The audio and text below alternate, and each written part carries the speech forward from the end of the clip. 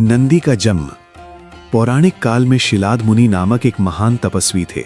वे न किसी राज्य के आश्रित थे, न किसी आश्रम की सीमाओं में बंधे। वन, पर्वत, नदी और आकाश, यही उनका संसार था। बाल्यकाल से ही उनके हृदय में एक ही जिज्ञासा थी, ऐसा कौन सा सत्य है जो नष्ट नहीं होता, जो काल के प्रवाह में भी अडिग रहता है। इसी जिज्ञासा ने उन्हें तपस्या के मार्ग पर अग्रसर किया। वर्षों तक उन्होंने मौन, संयम और साधना को अपना जीवन बना लिया। भोजन अल्प, निद्रा अल्प और वाणी तो मानो विलीन ही हो गई थी। उनका प्रत्येक श्वास भगवान शिव के नाम से जुड़ा था। शिलाद मुनि का तप कठोर था, पर उसमें कोई अहंकार नहीं था। वे फल की इच्छा से नहीं, बल्कि सत्य के सानिध्य के लिए तप करते थे। उनके आश्रम के पास से जो भी गुजरता, वह एक अद्भुत शांति का अनुभव करता। वृक्ष अधिक हरे प्रतीत होते, पक्षियों का कलरव मधुर हो उठता और वायु में एक पवित्रता घुल जाती। ऐसा लगता मानो प्रकृति स्वयं उनकी साधना में सहभागी हो। समय बीतता गया। वर्षों की तपस्या के बाद भी शिलाद मुनि के हृदय में एक सूक्ष्म वेदना शेष थी। वे जानते थे कि ये शरीर नश्वर है और संसार में जो कुछ भी जन्म लेता है वह एक दिन नष्ट होता ही है। उन्हें संतति की इच्छा नहीं थी, परंतु वे ऐसे किसी सत्व की कामना करते थे जो मृत्यु के भय से परे हो, जो धर्म और भक्ति का जीवंत स्वरूप बन सके। इसी भाव के साथ उन्होंने अपनी तपस्या को और अधिक गहन कर दिया। अंततः वह क्षण आया जब उनकी साधना ने ब्रह्मांड को स्पंदित कर दिया। कैलाश में स्थित भगवान शिव ने उनकी भक्ति को देखा और प्रसन्न हुए। शिव, जो स्वयं वैराग्य और करुणा के साक्षात रूप हैं, शिलाद मुनि के तप से अभिभूत हुए। एक दिव्य प्रकाश के साथ वे प्रकट हुए। उस क्षण वन का प्रत्येक कण आलोकित हो उठा। शिलाद मुनि ने नेत्र खोले और अपने आराध्य को सामने पाया। उनका हृदय कृतज्ञता से भर गया। नेत्रों से अश्रुधारा बहने लगी। भगवान शिव ने मुनि से वर मांगने को कहा। शिलाद मुनि ने विनम्रता से कहा कि वे किसी सांसारिक सुख की कामना नहीं करते। उनका एक ही निवेदन है, उन्हें ऐसा पुत्र मिले जो अमर हो, जो सदा धर्म के पथ पर अडिग रहे और जिसकी भक्ति स्वयं शिव से जुड़ी हो। शिव ने मंद मुस्कान के साथ उनके वर को स्वीकार किया। उन्होंने कहा कि ये वर साधारण नहीं है, परंतु शिलाद मुनि की भक्ति भी साधारण नहीं है। कुछ समय बाद शिलाद मुनि को एक दिव्य बालक की प्राप्ति हुई। वह बालक असाधारण था। उसके मुख पर तेज था, नेत्रों में गहराई और हृदय में सहज करुणा। उसका शरीर स्वस्थ और बलवान था, पर उसका स्वभाव शांत और सौम्य। शिलाद मुनि ने उसका पालन पोषण बड़े प्रेम और अनुशासन के साथ किया। बालक का नाम नंदी रखा गया। नंदी बचपन से ही शिव भक्ति में लीन रहता। उसे खेल कूद से अधिक ध्यान और सेवा में आनंद मिलता। नंदी का बाल्यकाल आश्रम के वातावरण में बीता। वह प्रकृति से सीखता, पशु पक्षियों के साथ सहज संबंध बनाता और अपने पिता से धर्म का ज्ञान प्राप्त करता। शिलाद मुनि उसे बताते कि सच्चा बल बाहुबल में नहीं, बल्कि आत्मबल में होता है। नंदी इन बातों को अपने जीवन में उतारता। उसमें विनम्रता थी, पर दुर्बलता नहीं। शक्ति थी, पर अहंकार नहीं। समय के साथ नंदी का तेज बढ़ता गया। उसकी उपस्थिति मात्र से वातावरण में एक स्थिरता आ जाती। ऋषि मुनि जब आश्रम आते तो नंदी के व्यवहार से प्रभावित होते। वह सेवा में तत्पर रहता, अतिथि को देवतुल्य मानता और अपने कर्तव्यों का निर्वाह पूर्ण निष्ठा से करता। शिलाद मुनि को यह देखकर संतोष होता कि उनका वरदान साकार हो रहा है। एक दिन शिलाद मुनि को काल की सच्चाई का स्मरण हुआ। उन्होंने सोचा कि यद्यपि शिव ने वर दिया है, फिर भी संसार की व्यवस्था में समय की भूमिका अनिवार्य है। उन्होंने इस विषय पर गहन चिंतन किया। नंदी को भी ये ज्ञात हुआ कि पिता के हृदय में कोई चिंता है। उसने विनम्रता से कारण पूछा। शिलाद मुनि ने उसे जीवन और मृत्यु के रहस्य के विषय में बताया। नंदी ने शांत भाव से पिता की बात सुनी और कहा कि यदि उसके जीवन का उद्देश्य शिव सेवा है तो वह किसी भी परिस्थिति को स्वीकार करेगा। उसकी यह निर्भीकता और समर्पण शिलाद मुनि के लिए आश्वस्तिकर था। उसी समय भगवान शिव पुनः प्रकट हुए। उन्होंने नंदी को अपने सानिध्य में बुलाया और उसे अपना गण घोषित किया। शिव ने कहा कि नंदी न केवल अमर होगा, बल्कि वह धर्म, भक्ति और सेवा का प्रतीक बनेगा। उस क्षण नंदी का स्वरूप और भी दिव्य हो गया। उसमें अद्भुत बल और स्थिरता का संचार हुआ। वह शिव का वाहन और द्वारपाल बना। उसकी दृष्टि सदा धर्म पर टिकी रहती और उसका हृदय करुणा से भरा रहता। शिलाद मुनि ने यह दृश्य देखा और उनका जीवन कृतार्थ हो गया। नंदी का जीवन केवल एक पौराणिक कथा नहीं, बल्कि एक संदेश है। वह बताता है कि सच्ची भक्ति में कोई मांग नहीं होती, केवल समर्पण होता है। शिलाद मुनि की तपस्या और नंदी की सेवा ये सिखाती है कि जब साधना निष्काम होती है, तब ईश्वर स्वयं मार्गदर्शक बनते हैं। नंदी शिव के समीप बैठकर ध्यान में लीन रहता, पर जब भी संसार में अधर्म बढ़ता, वह सजग हो उठता। उसकी उपस्थिति भक्तों के लिए आश्वासन थी कि धर्म की रक्षा के लिए दिव्य शक्तियां सदैव तत्पर रहती हैं। नंदी की मौन मुद्रा भी उपदेश देती, धैर्य, स्थिरता और श्रद्धा का। कालांतर में नंदी की कथा दूर दूर तक फैली। शिवालयों में उसकी प्रतिमा स्थापित होने लगी। भक्त उसके कानों में अपनी मनोकामनाएं कहते, क्योंकि नंदी को शिव का निकटतम माना गया। यह परंपरा केवल विश्वास नहीं, बल्कि उस संबंध का प्रतीक है जो भक्ति और ईश्वर के बीच होता है। इस प्रकार नंदी का जन्म, उसका जीवन और उसकी भूमिका एक निरंतर प्रेरणा बन गई। वह हमें सिखाता है कि सच्ची शक्ति और शांति एक दूसरे के विरोधी नहीं, बल्कि सहचर हैं। नंदी का अस्तित्व यह स्मरण कराता है कि जब जीवन शिव चरणों में अर्पित। नंदी का जन्म साधारण नहीं था, पर उनका जीवन किसी वैभव से भी नहीं जुड़ा था। बाल्यकाल से ही उनके भीतर एक मौन गंभीरता थी, जैसे उनका मन इस संसार में आकर भी कहीं और टिका हो। जब अन्य बालक मिट्टी के खिलौनों से खेलते, दौड़ते, कूदते, तब नंदी अक्सर किसी कोने में शांत बैठे दिखाई देते। उनकी आंखों में बालपन की चंचलता कम और किसी अज्ञात स्मृति की गहराई अधिक थी। ऐसा लगता था मानो वे कुछ याद कर रहे हों, कुछ जो शब्दों से परे था। घर के आंगन में एक छोटा सा पत्थर रखा रहता था। किसी के लिए वो बस एक साधारण पत्थर था, पर नंदी के लिए वही शिवलिंग था। वे उसी के पास बैठते, उसे जल से धोते, पत्तियां चढ़ाते और बिना किसी विधि जाने, बिना किसी गुरु से सीखे, मन ही मन ओम नमः शिवाय का जप करते रहते। उन्हें यह भी नहीं पता था कि जप क्या होता है, मंत्र क्या होता है, पूजा किसे कहते हैं। वे बस इतना जानते थे कि ये नाम बोलते ही मन शांत हो जाता है, हृदय हल्का हो जाता है और भीतर कोई मधुर कंपन होने लगता है। नंदी के माता पिता अक्सर उन्हें समझाते कि बचपन खेलने के लिए होता है, हंसने दौड़ने के लिए होता है। वे कहते, इतनी छोटी उम्र में ये गंभीरता अच्छी नहीं। पर नंदी मुस्कुराकर चुप हो जाते। उनके पास उत्तर नहीं होते थे, क्योंकि उनके भीतर जो घट रहा था वो किसी तर्क का विषय नहीं था। वो तो बस एक अनुभूति थी, स्वाभाविक, सहज, अनायास। जब नंदी ध्यान में बैठते तो समय रुक सा जाता, सांसें स्वयं लय में चलने लगती। मन जो सामान्यतः इधर उधर भटकता है, उनके भीतर ठहर जाता। उन्हें ध्यान की कोई विधि नहीं सिखाई गई थी, फिर भी उनका बैठना ध्यान ही होता था। वे न कुछ मांगते थे, न कुछ चाहते थे। उनके हृदय में केवल एक ही भाव रहता, महादेव की सेवा। कभी कभी गांव के लोग उन्हें देखकर कहते, ये बच्चा अलग है। कोई इसे अजीब समझता, कोई इसे ईश्वर की कृपा मानता। पर नंदी इन बातों से अनजान रहते। उन्हें न प्रशंसा का बोध था, न निंदा का। उनके लिए तो बस शिव थे और शिव का नाम। रात को जब सब सो जाते, तब भी नंदी का जप चलता रहता। अंधेरे में, मौन में, तारों के नीचे बैठकर वे उसी पत्थर को देखते रहते। उन्हें लगता जैसे वो पत्थर जीवित है, जैसे उसमें से कोई करुण दृष्टि उन्हें निहार रही हो। उस दृष्टि में न आदेश था, न भय, बस अपनापन था। यही अपनापन नंदी के जीवन की दिशा बन गया। धीरे धीरे उनका बाल्यकाल बीतता गया, पर बालपन की चंचलता उनमें कभी आई ही नहीं, जैसे वे जन्म से ही किसी संकल्प के साथ आए हों। भोजन करते समय भी उनका मन शिव में लगा रहता, चलते समय भी होठों पर वही नाम रहता। कभी कभी वे इतना तल्लीन हो जाते कि संसार का भान ही नहीं रहता। तब लोग उन्हें हिलाकर जगाते, पर वे चौंकते नहीं, बस मुस्कुरा देते। नंदी ने कभी ये नहीं पूछा कि शिव कौन है। उन्होंने कभी ये जानने की चेष्टा नहीं की कि उनका स्वरूप कैसा है, वे कहाँ रहते हैं, उन्हें कैसे प्रसन्न किया जाता है। उनके लिए शिव कोई बाहरी सत्ता नहीं थे, शिव उनके भीतर थे, उनकी श्वास में, उनके मौन में, उनके हृदय की धड़कन में। जैसे जैसे उम्र बढ़ी, वैसे वैसे भक्ति और गहरी होती गई।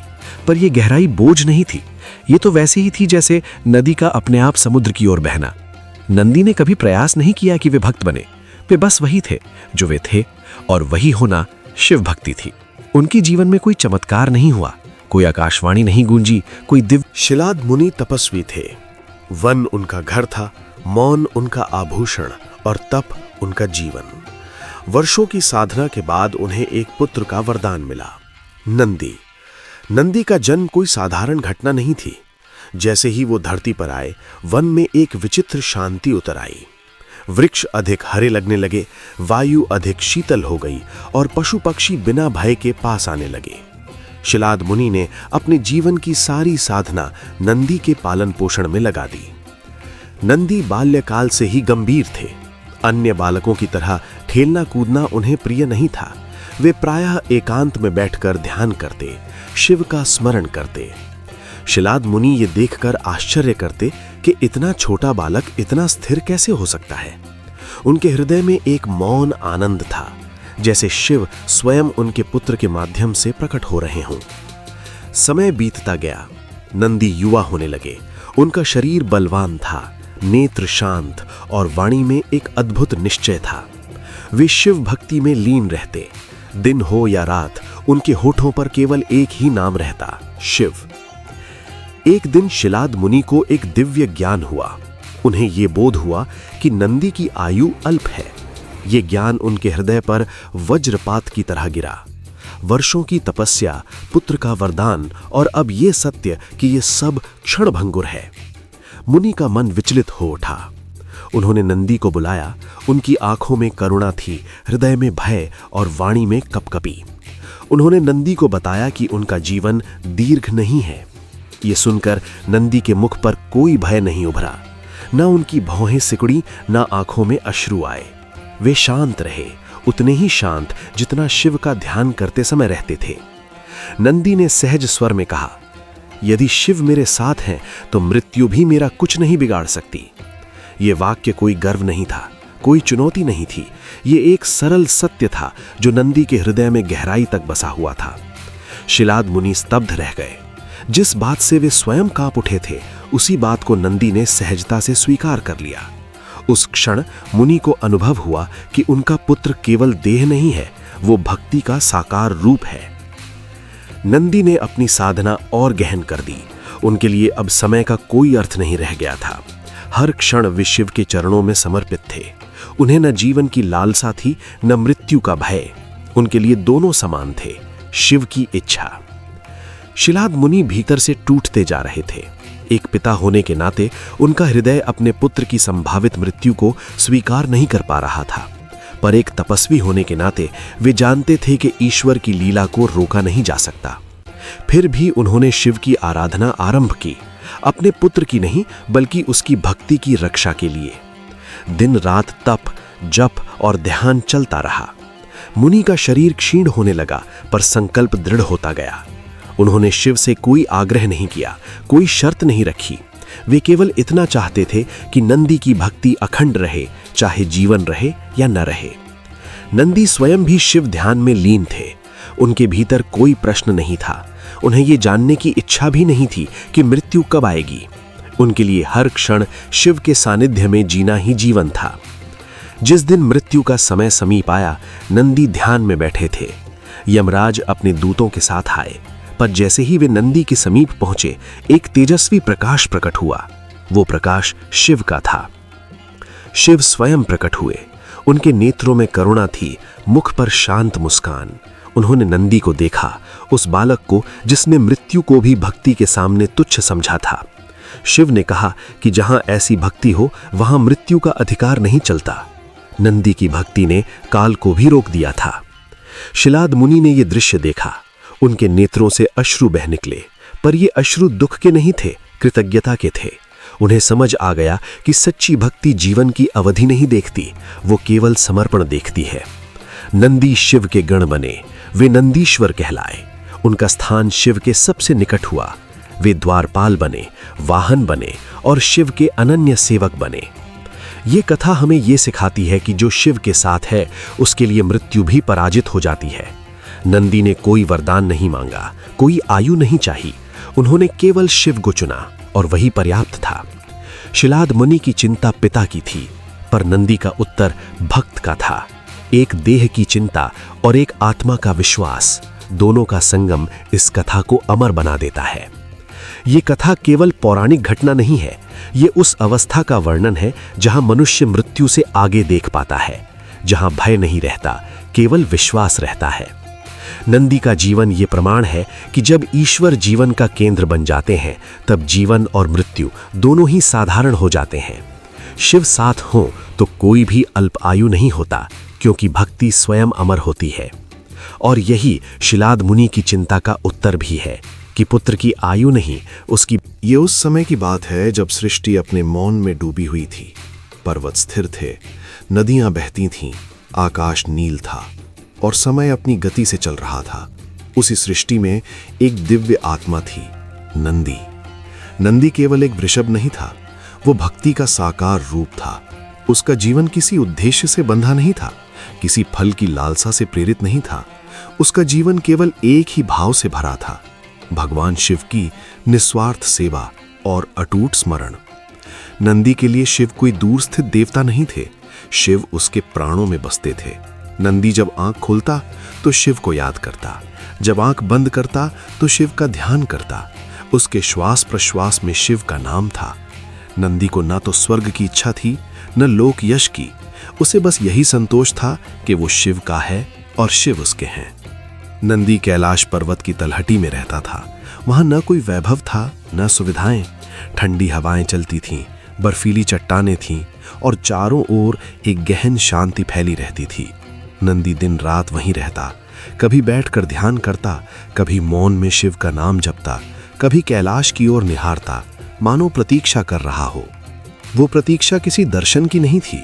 नंदी को यह भी इच्छा नहीं थी कि शिव प्रकट हों, उसके लिए भक्ति ही पर्याप्त थी। वो जानता था यदि शिव चाहेंगे तो स्वयं आएंगे और यदि न भी आए तो भी भक्ति में कोई कमी नहीं। समय बीतता गया, युग बदलते गए, नंदी की भक्ति वैसी ही बनी रही, अड़िग, शांत और गहरी। नंदी ने कभी ये नहीं सोचा कि इतने वर्षों की साधना के बाद भी शिव क्यों नहीं आए। उसने कभी शिकायत नहीं की, उसने कभी प्रश्न नहीं उठाया, क्योंकि सच्ची भक्ति प्रश्न नहीं करती, वो समर्पण करती है। नंदी के हृदय में एक अद्भुत शांति थी। उसे भूख प्यास की चिंता नहीं थी। कभी प्रकृति स्वयं उसे भोजन दे देती, कभी वो बिना भोजन के ही प्रसन्न रहता। उसका शरीर तपस्या से तेजस्वी हो गया था। उसकी आंखों में करुणा थी और हृदय में केवल शिव। एक दिन कैलाश पर कुछ अलग सा हुआ। वातावरण में एक कंपन था, जैसे सृष्टि स्वयं किसी क्षण की प्रतीक्षा कर रही हो। आकाश अधिक नील हो गया, हवाएं थम गईं, पक्षियों का कलरव शांत हो गया। नंदी ध्यान में बैठा था, पर उसके हृदय ने कुछ अनुभव किया। ये कोई भय नहीं था, ये कोई आश्चर्य भी नहीं था, ये बस एक गहरी अनुभूति थी। नंदी ने आंखें नहीं खोली, वो ध्यान में ही रहा। उसी क्षण शिव की चेतना नंदी की भक्ति से आंदोलित हो उठी। नंदी की निस्वार्थ साधना, उसकी मौन श्रद्धा, उसकी अचल आस्था, इन सब ने शिव के हृदय को स्पर्श किया। जहां कोई मांग नहीं थी, वहां शिव स्वयं देने को आतुर हो गए। और तभी भगवान शिव स्वयं प्रकट हुए। न कोई घोषणा हुई, न कोई आकाशवाणी। शिव वैसे ही प्रकट हुए जैसे सत्य प्रकट होता है, शांत, गंभीर और दिव्य। जटाओं से गंगा की धारा बह रही थी, मस्तक पर चंद्रमा सुशोभित था, भस्म से विभूषित शरीर और करुणा से भरी दृष्टि। नंदी ने आंखें खोली, उसने सामने शिव को देखा। उस क्षण नंदी न रोया न हंसा, वो बस नतमस्तक हो गया। उसका शरीर भूमि पर झुक गया, उसका हृदय पूर्णतः समर्पित हो गया। शब्द वहां व्यर्थ थे, भावना ही पर्याप्त थी। शिव ने नंदी की ओर देखा। ये दृष्टि किसी राजा की नहीं थी, ये दृष्टि किसी पिता की भी नहीं थी। ये दृष्टि थी उस परम चेतना की जो अपने भक्त में स्वयं को देखती है। शिव ने धीरे से कहा, नंदी। बस इतना ही। उस एक शब्द में अनंत करुणा थी, अनंत प्रेम था। नंदी का हृदय भर आया, पर उसने कुछ कहा नहीं, उसने कुछ मांगा नहीं।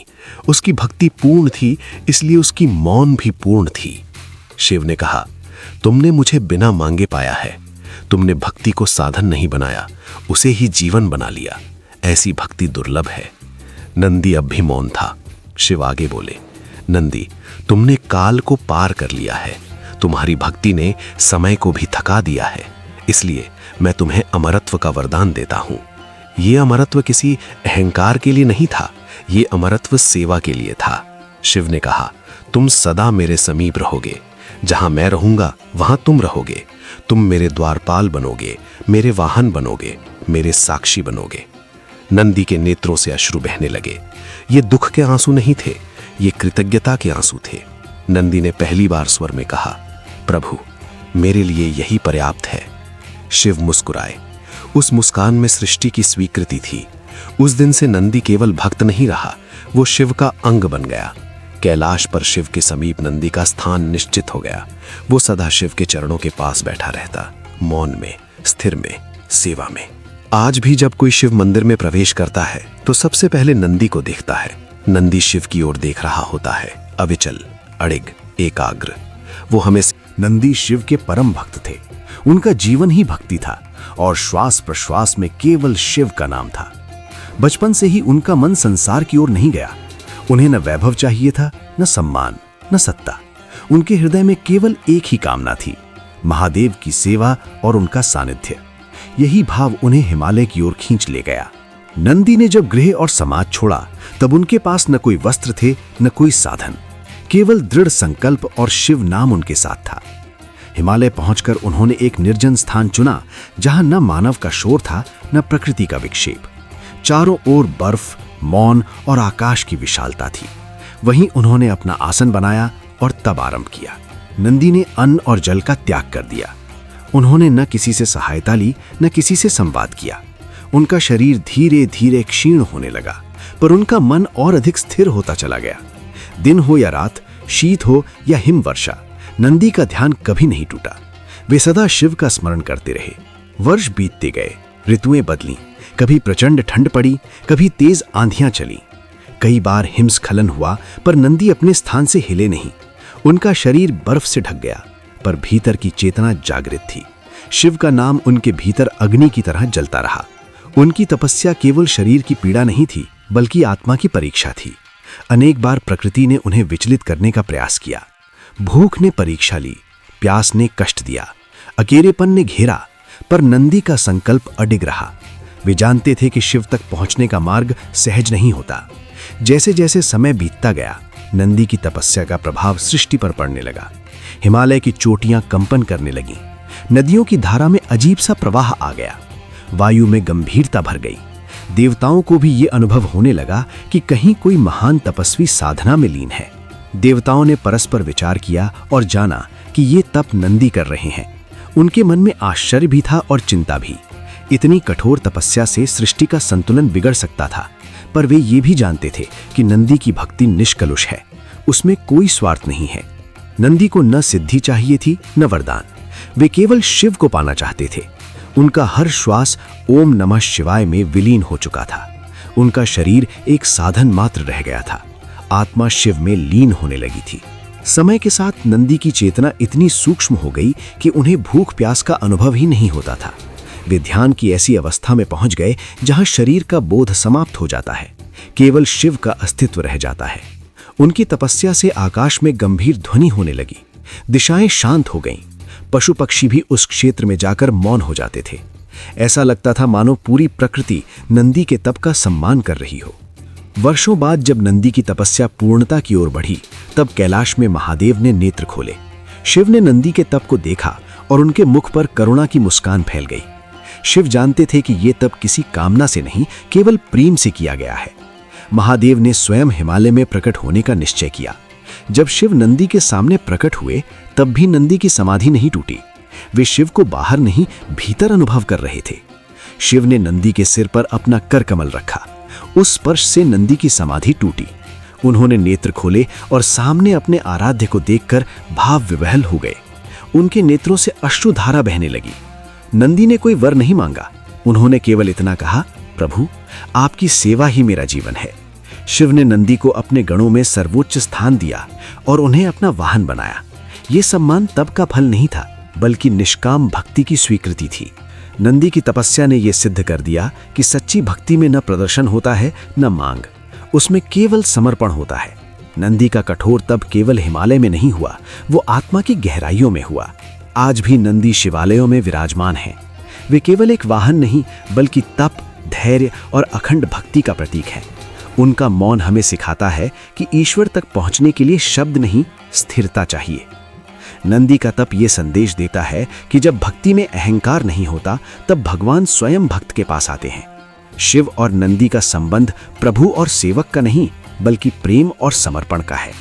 नंदी का जीवन बताता है कि कठोर तप केवल शरीर को कष्ट देने का नाम नहीं, बल्कि मन को शुद्ध करने की प्रक्रिया है। नंदी का जन्म। पौराणिक काल में शिलाद मुनि नामक एक महान तपस्वी थे। वे न किसी राज्य के आश्रित थे, न किसी आश्रम की सीमाओं में बंधे। वन, पर्वत, नदी और आकाश, यही उनका संसार था। बाल्यकाल से ही उनके हृदय में एक ही जिज्ञासा थी, ऐसा कौन सा सत्य है जो नष्ट नहीं होता, जो काल के प्रवाह में भी अडिग रहता है। इसी जिज्ञासा ने उन्हें तपस्या के मार्ग पर अग्रसर किया। वर्षों तक उन्होंने मौन, संयम और साधना को अपना जीवन बना लिया। भोजन अल्प, निद्रा अल्प और वाणी तो मानो विलीन ही हो गई थी। उनका प्रत्येक श्वास भगवान शिव के नाम से जुड़ा था। शिलाद मुनि का तप कठोर था, पर उसमें कोई अहंकार नहीं था। वे फल की इच्छा से नहीं, बल्कि सत्य के सानिध्य के लिए तप करते थे। उनके आश्रम के पास से जो भी गुजरता वह एक अद्भुत शांति का अनुभव करता। वृक्ष अधिक हरे प्रतीत होते, पक्षियों का कलरव मधुर हो उठता और वायु में एक पवित्रता घुल जाती। ऐसा लगता मानो प्रकृति स्वयं उनकी साधना में सहभागी हो। समय बीतता गया। वर्षों की तपस्या के बाद भी शिलाद मुनि के हृदय में एक सूक्ष्म वेदना शेष थी। वे जानते थे कि ये शरीर नश्वर है और संसार में जो कुछ भी जन्म लेता है वह एक दिन नष्ट होता ही है। उन्हें संतति की इच्छा नहीं थी, परंतु वे ऐसे किसी सत्व की कामना करते थे जो मृत्यु के भय से परे हो, जो धर्म और भक्ति का जीवंत स्वरूप बन सके। इसी भाव के साथ उन्होंने अपनी तपस्या को और अधिक गहन कर दिया। अंततः वह क्षण आया जब उनकी साधना ने ब्रह्मांड को स्पंदित कर दिया। कैलाश में स्थित भगवान शिव ने उनकी भक्ति को देखा और प्रसन्न हुए। शिव, जो स्वयं वैराग्य और करुणा के साक्षात रूप हैं, शिलाद मुनि के तप से अभिभूत हुए। एक दिव्य प्रकाश के साथ वे प्रकट हुए। उस क्षण वन का प्रत्येक कण आलोकित हो उठा। शिलाद मुनि ने नेत्र खोले और अपने आराध्य को सामने पाया। उनका हृदय कृतज्ञता से भर गया। नेत्रों से अश्रुधारा बहने लगी। भगवान शिव ने मुनि से वर मांगने को कहा। शिलाद मुनि ने विनम्रता से कहा कि वे किसी सांसारिक सुख की कामना नहीं करते। उनका एक ही निवेदन है, उन्हें ऐसा पुत्र मिले जो अमर हो, जो सदा धर्म के पथ पर अडिग रहे और जिसकी भक्ति स्वयं शिव से जुड़ी हो। शिव ने मंद मुस्कान के साथ उनके वर को स्वीकार किया। उन्होंने कहा कि ये वर साधारण नहीं है, परंतु शिलाद मुनि की भक्ति भी साधारण नहीं है। कुछ समय बाद शिलाद मुनि को एक दिव्य बालक की प्राप्ति हुई। वह बालक असाधारण था। उसके मुख पर तेज था, नेत्रों में गहराई और हृदय में सहज करुणा। उसका शरीर स्वस्थ और बलवान था, पर उसका स्वभाव शांत और सौम्य। शिलाद मुनि ने उसका पालन पोषण बड़े प्रेम और अनुशासन के साथ किया। बालक का नाम नंदी रखा गया। नंदी बचपन से ही शिव भक्ति में लीन रहता। उसे खेल कूद से अधिक ध्यान और सेवा में आनंद मिलता। नंदी का बाल्यकाल आश्रम के वातावरण में बीता। वह प्रकृति से सीखता, पशु पक्षियों के साथ सहज संबंध बनाता और अपने पिता से धर्म का ज्ञान प्राप्त करता। शिलाद मुनि उसे बताते कि सच्चा बल बाहुबल में नहीं, बल्कि आत्मबल में होता है। नंदी इन बातों को अपने जीवन में उतारता। उसमें विनम्रता थी, पर दुर्बलता नहीं, शक्ति थी, पर अहंकार नहीं। समय के साथ नंदी का तेज बढ़ता गया। उसकी उपस्थिति मात्र से वातावरण में एक स्थिरता आ जाती। ऋषि मुनि जब आश्रम आते तो नंदी के व्यवहार से प्रभावित होते। वह सेवा में तत्पर रहता, अतिथि को देवतुल्य मानता और अपने कर्तव्यों का निर्वाह पूर्ण निष्ठा से करता। शिलाद मुनि को यह देखकर संतोष होता कि उनका वरदान साकार हो रहा है। एक दिन शिलाद मुनि को काल की सच्चाई का स्मरण हुआ। उन्होंने सोचा कि यद्यपि शिव ने वर दिया है, फिर भी संसार की व्यवस्था में समय की भूमिका अनिवार्य है। उन्होंने इस विषय पर गहन चिंतन किया। नंदी को भी ये ज्ञात हुआ कि पिता के हृदय में कोई चिंता है। उसने विनम्रता से कारण पूछा। शिलाद मुनि ने उसे जीवन और मृत्यु के रहस्य के विषय में बताया। नंदी ने शांत भाव से पिता की बात सुनी और कहा कि यदि उसके जीवन का उद्देश्य शिव सेवा है तो वह किसी भी परिस्थिति को स्वीकार करेगा। उसकी यह निर्भीकता और समर्पण शिलाद मुनि के लिए आश्वस्तिकर था। उसी समय भगवान शिव पुनः प्रकट हुए। उन्होंने नंदी को अपने सानिध्य में बुलाया और उसे अपना गण घोषित किया। शिव ने कहा कि नंदी न केवल अमर होगा, बल्कि वह धर्म, भक्ति और सेवा का प्रतीक बनेगा। उस क्षण नंदी का स्वरूप और भी दिव्य हो गया। उसमें अद्भुत बल और स्थिरता का संचार हुआ। वह शिव का वाहन और द्वारपाल बना। उसकी दृष्टि सदा धर्म पर टिकी रहती और उसका हृदय करुणा से भरा रहता। शिलाद मुनि ने यह दृश्य देखा और उनका जीवन कृतार्थ हो गया। नंदी का जीवन केवल एक पौराणिक कथा नहीं, बल्कि एक संदेश है। वह बताता है कि सच्ची भक्ति में कोई मांग नहीं होती, केवल समर्पण होता है। शिलाद मुनि की तपस्या और नंदी की सेवा ये सिखाती है कि जब साधना निष्काम होती है, तब ईश्वर स्वयं मार्गदर्शक बनते हैं। नंदी शिव के समीप बैठकर ध्यान में लीन रहता, पर जब भी संसार में अधर्म बढ़ता, वह सजग हो उठता। उसकी उपस्थिति भक्तों के लिए आश्वासन थी कि धर्म की रक्षा के लिए दिव्य शक्तियां सदैव तत्पर रहती हैं। नंदी की मौन मुद्रा भी उपदेश देती, धैर्य, स्थिरता और श्रद्धा का। कालांतर में नंदी की कथा दूर दूर तक फैली। शिवालयों में उसकी प्रतिमा स्थापित होने लगी। भक्त उसके कानों में अपनी मनोकामनाएं कहते, क्योंकि नंदी को शिव का निकटतम माना गया। यह परंपरा केवल विश्वास नहीं, बल्कि उस संबंध का प्रतीक है जो भक्ति और ईश्वर के बीच होता है। इस प्रकार नंदी का जन्म, उसका जीवन और उसकी भूमिका एक निरंतर प्रेरणा बन गई। वह हमें सिखाता है कि सच्ची शक्ति और शांति एक दूसरे के विरोधी नहीं, बल्कि सहचर हैं। नंदी का अस्तित्व यह स्मरण कराता है कि जब जीवन शिव ये वाक्य साधारण था, पर उसमें अनंत समर्पण समाया हुआ था। न कोई इच्छा, न कोई मांग, न कोई अपेक्षा, केवल सेवा। ये सुनकर शिव मुस्कुराए, वो मुस्कान जिसमें सृष्टि की स्वीकृति भी थी और वैराग्य की करुणा भी। नंदी की आंखों में कोई प्रश्न नहीं था, बस एक निश्चल विश्वास था, ऐसा विश्वास जो बोलता नहीं, बस रहता है। नंदी का जीवन कोई कथा नहीं था, वो स्वयं एक साधना था। वो जानता था कि प्रभु के समीप रहना अधिकार नहीं, अनुग्रह है। वो ये भी जानता था कि सेवा कोई कार्य नहीं, एक अवस्था है। इसीलिए उसने कभी ये नहीं पूछा कि सेवा क्या है, कब है, कितनी है। उसके लिए शिव के चरणों में बैठना ही सेवा थी। शिव की श्वासों की लय में स्वयं को भूल जाना ही उसका धर्म था। शिव कैलाश पर स्थित थे, स्थिर, मौन, अडिग। उनके चारों ओर देवता आते जाते थे, वरदान मांगते थे, शक्तियां चाहते थे, सिद्धियां चाहते थे। कोई भय से आया, कोई लालसा से, कोई मजबूरी से। पर नंदी ऐसा नहीं था। वो ना आया न गया, वो बस था। जैसे छाया अपने स्वामी से अलग नहीं होती, वैसे ही नंदी शिव से अलग नहीं था। नंदी ने कभी स्वयं को बड़ा नहीं माना। वो जानता था कि महानता का भाव ही सबसे बड़ा बंधन है। वो ये भी जानता था कि जो स्वयं को तुच्छ मान ले, वही वास्तव में विराट की योग्य बनता है। इसीलिए जब शिव मौन में डूबे रहते, नंदी भी मौन हो जाता। जब शिव ध्यान में जाते, नंदी की चेतना भी झुक जाती। न कोई संवाद, न कोई संकेत, फिर भी सब समझ लिया जाता था। शिव की मुस्कान में नंदी ने उत्तर पा लिया था। वो उत्तर शब्दों में नहीं था, पर भाव में पूर्ण था। शिव ने कुछ कहा नहीं, क्योंकि जहां पूर्ण समर्पण हो, वहां आदेश की आवश्यकता नहीं होती। नंदी समझ गया कि सेवा का अर्थ केवल द्वारपाल होना नहीं, केवल वाहन होना नहीं, केवल प्रतीक बनना नहीं। सेवा का अर्थ है स्वयं को शिवत्व में विलीन कर देना। नंदी ने देखा कि संसार में लोग प्रभु को पाने के लिए कठिन व्रत करते हैं, तप करते हैं, यज्ञ करते हैं। वो ये सब देखता था, पर उसमें कोई तुलना नहीं करता था। वो जानता था कि हर मार्ग अलग है, हर आत्मा की प्यास अलग है। उसकी प्यास अलग थी। उसे पाना नहीं था, उसे रहना था। उसे सिद्धि नहीं चाहिए थी, उसे स्थिरता चाहिए थी। उसे वर नहीं चाहिए था, उसे चरण चाहिए थे। शिव के समीप रहते रहते नंदी ने समय को खो दिया था। उसके लिए न दिन था, न रात, न कल था, न भविष्य, केवल वर्तमान था, और वो भी शिवमय। कभी कभी आंधी आती, कभी बर्फ गिरती, कभी सन्नाटा गहराता, पर नंदी की दृष्टि नहीं डगमगाती, क्योंकि जिसने सेवा को जीवन बना लिया हो, उसके लिए परिस्थितियां केवल परीक्षा नहीं, अवसर बन जाती हैं। कभी देवता नंदी को देखकर आश्चर्य करते। उन्हें लगता, इतनी शक्ति होते हुए भी ये कुछ मांगता क्यों नहीं, इतना समीप होते हुए भी ये कुछ कहता क्यों नहीं। पर नंदी जानता था कि मांग और निकटता साथ साथ नहीं चल सकते। जहां मांग है वहां दूरी है, और जहां सेवा है वहां दूरी मिट जाती है। नंदी ने कभी स्वयं को त्यागी नहीं कहा, पर उसने त्याग को जिया। उसने कभी स्वयं को भक्त नहीं कहा, पर उसकी हर श्वास भक्ति थी। वो जानता था कि सच्ची भक्ति प्रदर्शन नहीं चाहती। वो दीपक की तरह होती है, चुपचाप जलती है, पर अंधेरे को हर लेती है। शिव ने एक दिन नेत्र खोले और नंदी की ओर देखा। वो दृष्टि साधारण नहीं थी। उसमें स्वीकार था, उसमें आशीर्वाद था, उसमें मौन वचन था। नंदी ने कुछ नहीं पूछा, कुछ नहीं कहा, उसने बस सिर झुका दिया। उस क्षण नंदी केवल नंदी नहीं रहा, वो सेवा का प्रतीक बन गया, वो विश्वास का आकार बन गया। शिव ने तब भी कुछ नहीं कहा, क्योंकि जो समझने योग्य होता है वो कहा नहीं जाता। नंदी को किसी प्रमाण की आवश्यकता नहीं थी। उसे पता था कि उसका संकल्प स्वीकार हो चुका है।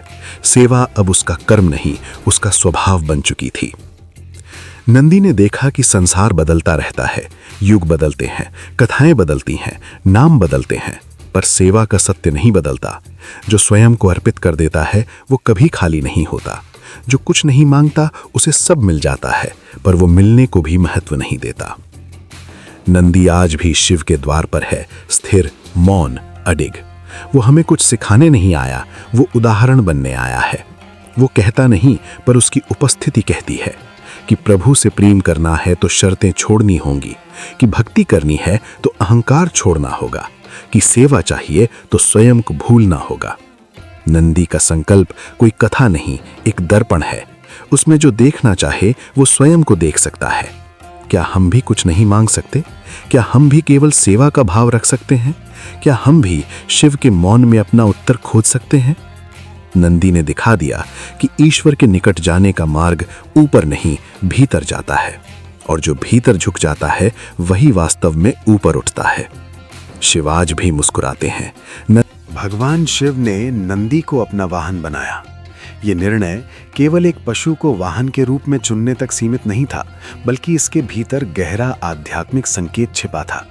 नंदी शिव भक्ति का ऐसा रूप है जो मौन में भी बोलते हैं और स्थिर रहकर भी गति सिखाते हैं। उनका शिव का वाहन बनना ये दर्शाता है कि ईश्वर के निकट वही पहुंचता है जो धैर्यवान, बलवान और पूर्णतः समर्पित होता है। नंदी का स्वरूप साधारण बैल जैसा प्रतीत होता है, पर उनके भीतर असाधारण चेतना है। वे शक्ति के प्रतीक हैं, पर वो शक्ति अहंकार से रहित है।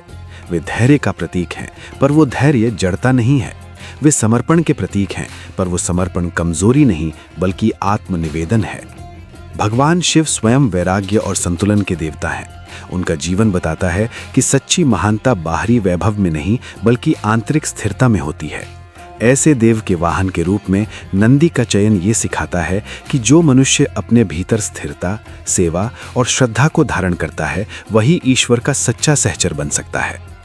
नंदी सदा शिव के समीप बैठे रहते हैं। उनका मुख सदैव शिव की ओर होता है। ये दृश्य अपने आप में एक शिक्षा है। नंदी हमें सिखाते हैं कि जीवन में दिशा बहुत महत्वपूर्ण है। यदि हमारा मन ईश्वर की ओर है, सत्य की ओर है, तो हमारा जीवन स्वयं सही मार्ग पर चलने लगता है। नंदी कभी प्रश्न नहीं करते, कभी शिकायत नहीं करते। वे मौन में ही अपनी भक्ति प्रकट करते हैं। उनका मौन ही उनका वचन है। आज के समय में जहां हर कोई बोलना चाहता है, अपनी बात मनवाना चाहता है, वहां नंदी का मौन हमें सिखाता है कि सच्ची भक्ति शब्दों की मोहताज नहीं होती। शिव का वाहन बनना नंदी के लिए कोई पद या सम्मान नहीं था, बल्कि ये उनकी साधना का फल था। उन्होंने शिव को पाने के लिए कुछ मांगा नहीं, बस स्वयं को समर्पित कर दिया। यही कारण है कि वे शिव के इतने निकट हैं। ईश्वर के निकट वही होता है जो अपेक्षाओं से मुक्त होता है। नंदी की आंखों में निरंतर जागरूकता है। वे सोते हुए भी जागते प्रतीत होते हैं। ये दर्शाता है कि भक्त को हमेशा सजग रहना चाहिए, अपने विचारों के प्रति, अपने कर्मों के प्रति। शिव का मार्ग अचेतन का नहीं, जागरूकता का मार्ग है। शिव स्वयं संहारक कहलाते हैं, पर उनका संहार विनाश नहीं, परिवर्तन है। नंदी इस परिवर्तन के साक्षी हैं। वे स्थिर रहकर परिवर्तन को स्वीकार करते हैं। इससे यह संदेश मिलता है कि जीवन में परिवर्तन अवश्यम भावी है, पर यदि मन स्थिर है तो कोई भी परिवर्तन हमें विचलित नहीं कर सकता। नंदी का शरीर बल का प्रतीक है, पर उनका हृदय कोमल है। ये संतुलन ही शिव भक्ति का सार है। केवल कठोरता या केवल कोमलता अधूरी है।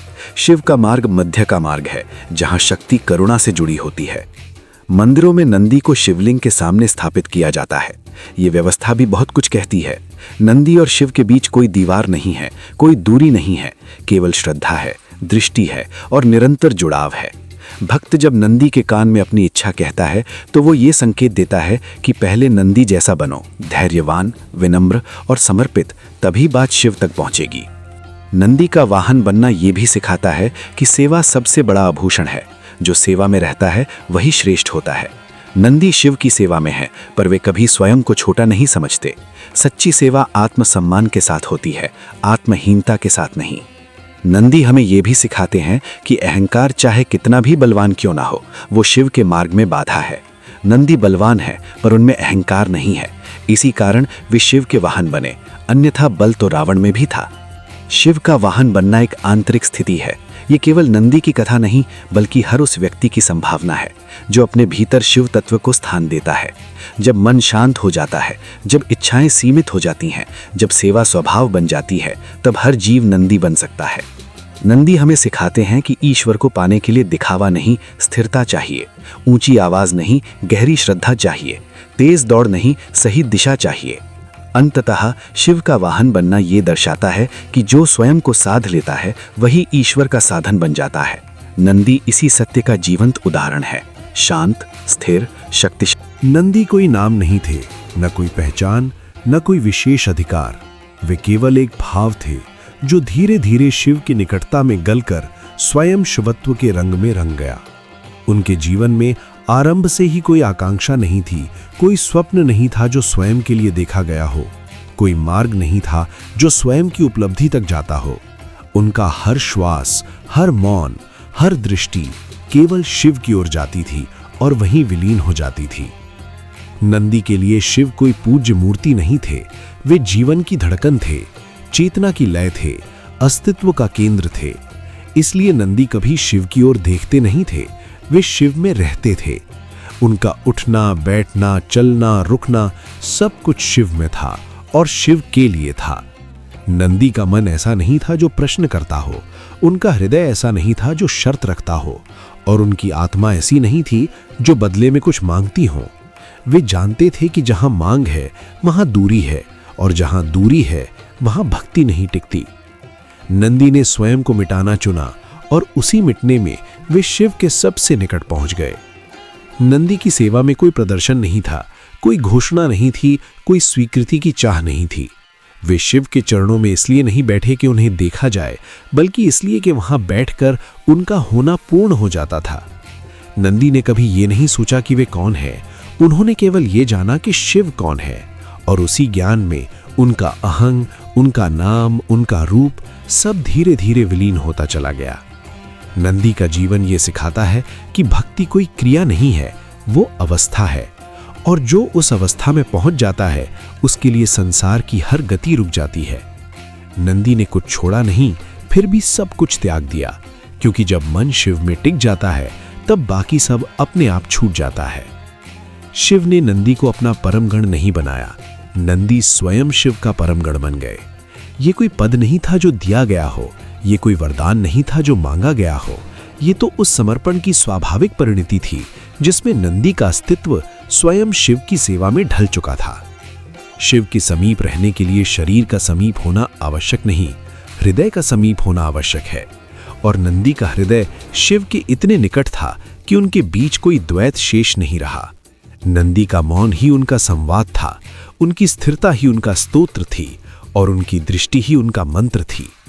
नंदी कभी आगे नहीं बढ़े, फिर भी वे सबसे आगे थे। वे कभी ऊंचा नहीं उठे, फिर भी सबसे ऊंचे थे। उन्होंने कभी स्वयं को बड़ा नहीं माना, फिर भी शिव के सबसे निकट वही थे। ये विरोधाभास नहीं है, यही भक्ति का सत्य है। जहां स्वयं को मिटा दिया जाता है वहीं ईश्वर स्वयं प्रकट होते हैं। नंदी ने कभी शिव से कुछ नहीं मांगा, और इसी कारण शिव ने उन्हें सब कुछ दे दिया, अपने समीप स्थान, अपने गणों में सर्वोच्च स्थान और काल से परे स्थिरता। आज भी जब कोई भक्त शिवालय में प्रवेश करता है तो सबसे पहले नंदी के सामने रुकता है, सिर झुकाता है और अनजाने ही उस भाव को स्वीकार करता है जिसे नंदी जीते थे। नंदी की मूर्ति स्थिर है, पर वो मौन में बहुत कुछ कहती है। वो कहती है कि भक्ति शोर नहीं करती, भक्ति प्रतीक्षा करती है। वो कहती है कि सेवा दिखावे से नहीं, समर्पण से होती है। वो कहती है कि जो स्वयं को मिटा देता है वही ईश्वर के सबसे निकट होता है। नंदी का जीवन ये स्मरण कराता है कि शिव तक पहुंचने का मार्ग बाहर नहीं, भीतर है। नंदी ने बाहर कुछ नहीं खोजा, उन्होंने भीतर स्वयं को खोया, और उसी खोने में उन्होंने शिव को पाया। उनका हर क्षण ये कहता है कि ईश्वर को पाने के लिए कुछ जोड़ना नहीं पड़ता, केवल स्वयं को घटाना पड़ता है। नंदी ने स्वयं को घटाया, इतना घटाया कि अंततः केवल शिव शेष रह गए। नंदी कोई कथा नहीं है जो समाप्त हो जाए, वे एक चेतना है जो हर भक्त के भीतर जाग सकती है। जब मन सेवा में शांत हो जाए, जब अहंग गल जाए, जब अपेक्षा टूट जाए, जब प्रेम निष्काम हो जाए, तब हर हृदय में नंदी जन्म लेता है, और जहां नंदी है वहां शिव स्वयं विराजमान होते हैं। ओम नमः शिवाय। हर हर महादेव।